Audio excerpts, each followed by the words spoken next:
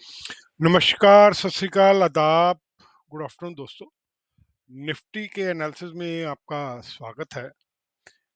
जो निफ्टी है इस वीक में अप्रॉक्सिमेटली 118 पॉइंट नीचे बंद हुई है इस वीक से।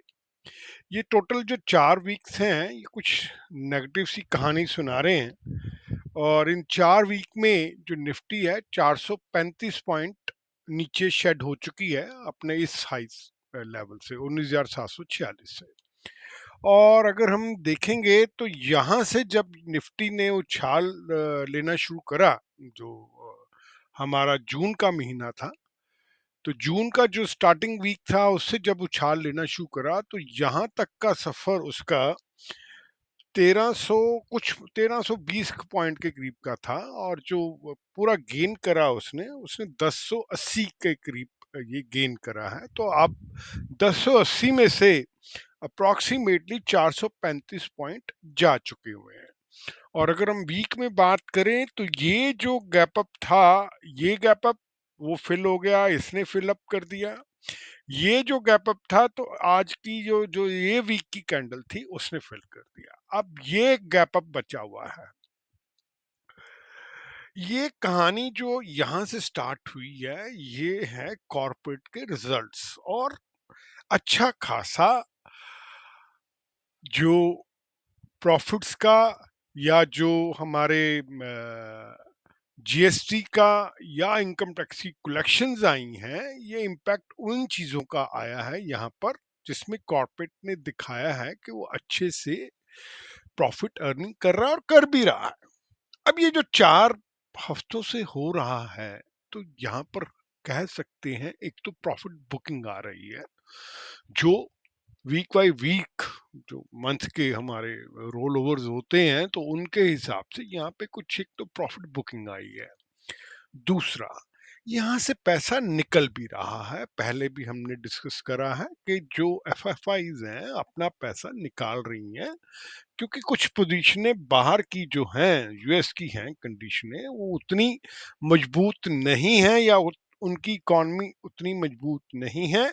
कल मोदी ने जो इंडिया के बारे में दिया है उसने कोई भी फियरलेस वो नहीं दिया, अपनी अच्छी रैंकिंग को मेंटेन रखा है। अब अगर हम बात करते हैं कि ये जो गैप है ये हमारा गैप 100 पॉइंट के करीब का गैप है। अब कल अगर अगर ये तो हमने वीक वाइज का एनालिसिस करा तो हमें लगता है कि अगर नेक्स्ट वीक में भी बेरिशनेस रहा तो ये इस गैप को बंद करने के लिए, फिल करने के लिए आएगा। जो हम गैप अप थ्योरी की बात करते थे कि जी 4 गैप अप के बाद ऑन वीक्स में इसके एक गैप अप, दूसरा गैप अप, तीसरा गैप अप, चौथा गैप अप हुआ, बट स्टार्ट में फिर फिलिंग हो गई। तो वीक बेसिस पे वो जो 3 या 4 गैप अप हुए उसके बाद थ्योरेटिकली उन गैप अप्स को फिल होना है और ये प्रैक्टिकली हमारे 2 गैप अप्स फिल हो चुके हैं, ये तीसरा गैप अप बचता है।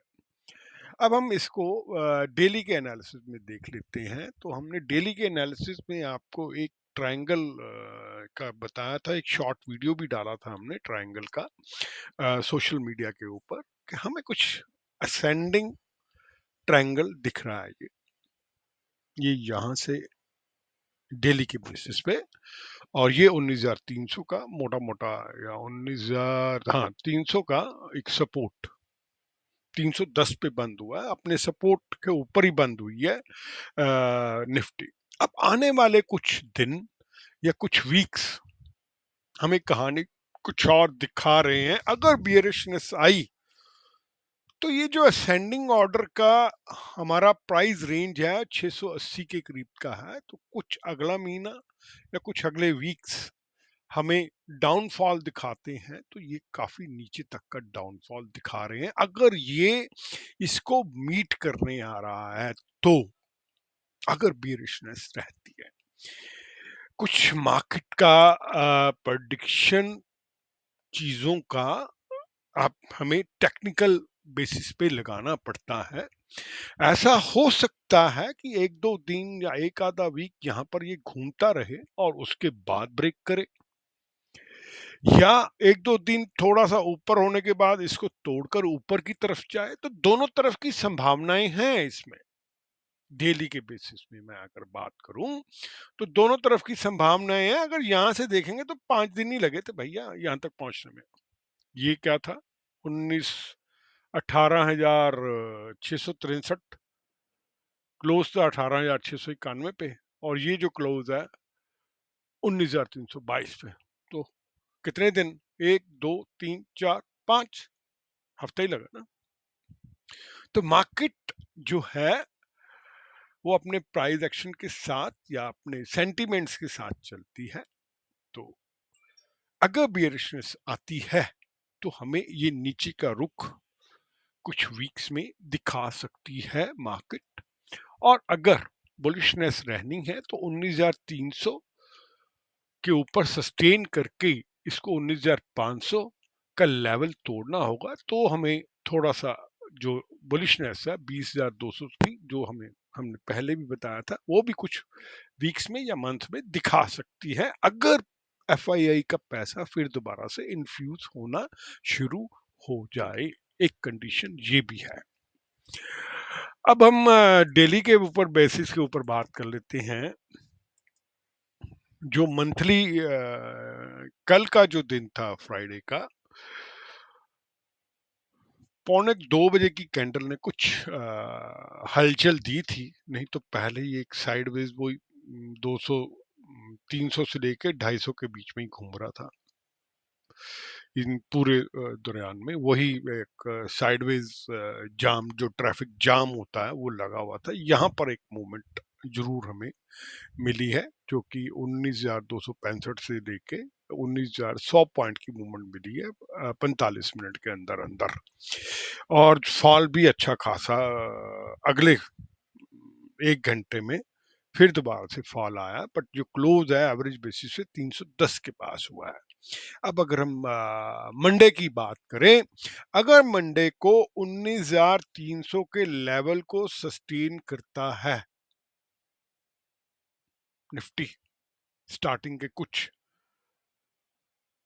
आवर्स में एक आधा या 1.5 घंटा लगाता है, 19,300 350 के आसपास रहता है, तो ये हमें 19,400 और या 425 का लेवल दिखा सकता है मंडे को। और अगर मैं लिख देता हूं अपर लेवल 19,300 का लेवल सस्टेन करता है, तो 19,400 19,425 के लेवल, अपर लेवल की बात कर रहा हूँ, दिखा सकता है। और अगर लोअर लेवल की बात करूं मैं, तो अगर इसने 19,300 को तोड़ा तो नीचे का लेवल 19,200 भी हमें ये दिखा सकता है। थर्सडे को हमने कहा था 250 से 257 लगा के आया था, और ऊपर के लेवल हमने 300, पहला लेवल 375 दिखाया था, तो बीच में ये 375 भी, यहाँ पर 375 भी लगा के आया है, मोटा मोटा 374 लगा के आया है, तो एक रेंज में ही काम कर रहा है इसने। तो एक कॉशियस अप्रोच रखनी पड़ेगी हमें ट्रेड लेते हुए अगले वीक का, कि अगर अगला वीक भी कुछ बेरिशनेस में रहता है तो प्रॉब्लमेटिक एरिया कुछ हो सकते हैं। मैं सेबी का रजिस्टर्ड एडवाइजर नहीं हूं। आप अपना कोई भी जो ट्रेड लें, अपना रिस्क और रिवार्ड और अपनी फाइनेंशियल कंसल्टेंट की सलाह से ही लें। बेहतर तो होगा कि आप सेबी के रजिस्टर्ड एडवाइजर से लें। अगर आपको हमारा वीडियो अच्छा लगता है तो इसको लाइक, शेयर और कमेंट जरूर करें। मैं आपके सहयोग से या आपके प्यार से और लोगों के साथ भी मिलना चाहूँगा और जुड़ना चाहूँगा। बहुत बहुत धन्यवाद। Happy trading. Thank you.